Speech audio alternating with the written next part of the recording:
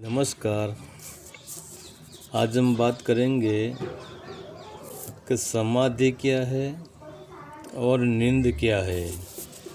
नींद में और समाधि में क्या अंतर है, क्या फासला है। हम पूरा दिन मेहनत करते हैं और रात को हम सोते हैं, तो यह नींद भी भीतर से आ रही है, क्योंकि शरीर में रात को कार्बन का प्रमाण बढ़ता है तो शरीर में बेचैनी आती है, एक धीमी आलस्य आती है। मतलब जैसे एक शराबी शराब पीता है और यह शराबी को नशा पकड़ लेता है, वैसे ही हमारे शरीर में रात को कार्बन की मात्रा बढ़ने से बेहोशी पकड़ लेती है, नशा पकड़ लेता है और पूरा शरीर आराम मांगता है और धीरे धीरे आँखों में नींद उतरती है। तो वही नींद पूरा शरीर में फैल जाती है। मतलब आपके पास कोलाहल होता है, कोई बातचीत करता है। जब तक आपको नींद नहीं आती है तब तक कान सुनता रहता है और मन सोचता है कि कोलाहल हो रहा है, नींद आएगी कि नहीं। मगर जब नींद उतरती है तब वह आँख भी बंद कर देती है, कान भी बंद कर देती है, स्पर्श भी बंद कर देती है, क्योंकि नींद आ गई। फिर न आपको यह पता चलता है कि मैं कौन हूँ, मैं कहाँ सो गया हूँ, मैं कितने बजे सो गया।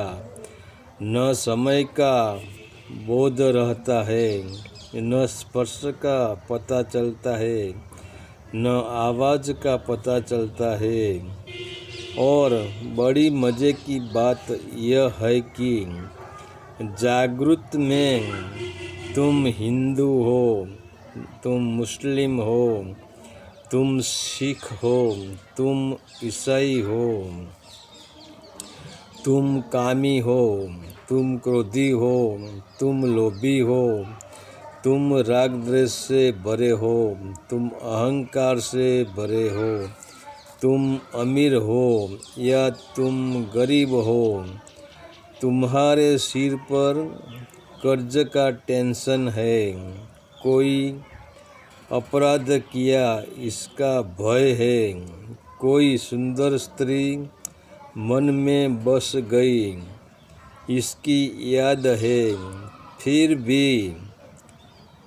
फिर तुम स्थूल शरीर में रहकर भी स्थूल शरीर में नहीं हो, तुम सूक्ष्म शरीर में चले जाते हो, तुम खुद मिट जाते हो, तब आपको नींद आती है। जब तक तुम पूरे बेहोश नहीं हो जाते तब तक नींद नहीं आती है। तो तुम्हें कितनी ही गहरी नींद आए तो तुम्हारी नींद में बेहोशी होती है, क्योंकि नींद में आप स्वप्न अवस्था देख सकते हो, मगर नींद में हम विचार नहीं कर सकते हैं। वैसे ही समाधि में समय भी नहीं है।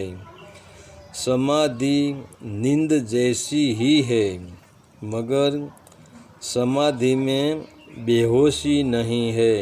समाधि में संपूर्ण होश होता है। समाधि में आनंद का एहसास होता है। समाधि में शरीर हल्का और पुलकित बनता है। समाधि में पूरी तरह से प्रतीति खो जाती है, सिर्फ होश शून्य रह जाता है। तो यह है समाधि और नींद का फासला। हरि ओम तत्सत। आदेश का प्रणाम।